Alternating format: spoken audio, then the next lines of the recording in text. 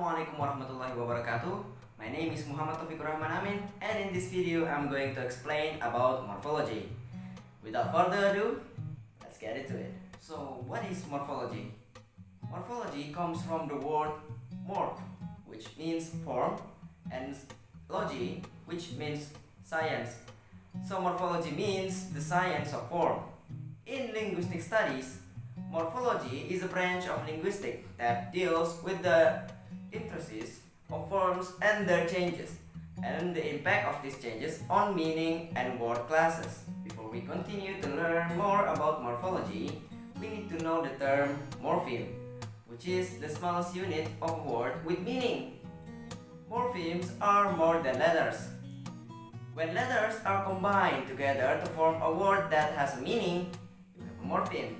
There are two main types in morphology. The first one being free morpheme, and the second one is bound morpheme. Free morphemes can occur alone, and bound morpheme must occur with another morpheme. So a free morpheme is a morpheme that occurs alone and carries meaning as a word. Free morphemes are also called unbound or freestanding morphemes. These are examples of free morphemes: frigid, are, must, tall, small, and big. You may be tempted to say that free morphemes are simply all words and leave it at that. This is true, but free morphemes are actually categorized as either lexical or functional according to how they function. Lexical morphemes carry the content or meaning of a message. For example, stand, stage, compact, and deliver. You might think of them as the substance of language. To identify a lexical morpheme, ask yourself, if I deleted this morpheme from the sentence, would it lose its meanings?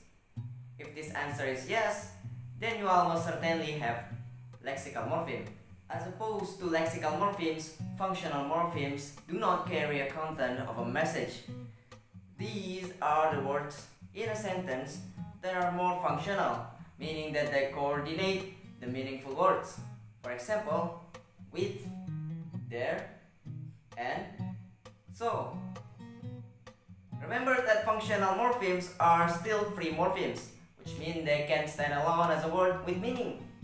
You wouldn't categorize a morpheme such as free or un as a grammatical morpheme because they are words that stand alone with meaning. Next, I'm going to explain about bound morphemes. Unlike free morphemes, bound morphemes are those that cannot stand alone with meaning. Bound morphemes must occur with other morphemes to create a complete word. Many bound morphemes are affixes. Not all bound morphemes are affixes, but they are certainly the most common form. Here are a few examples of affixes you may see.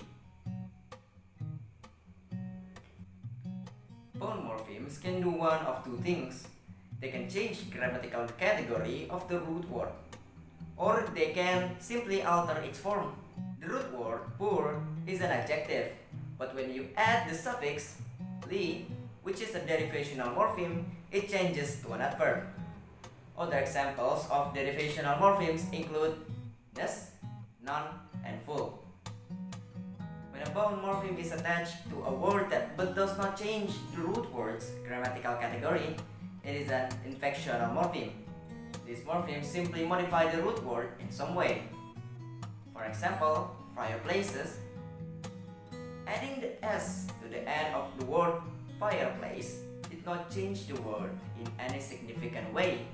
It simply modified it to reflect multiple rather than one single fireplace. That is all I can explain about morphology to you. My name is Muhammad Taufiqurrahman Amin. See you next time.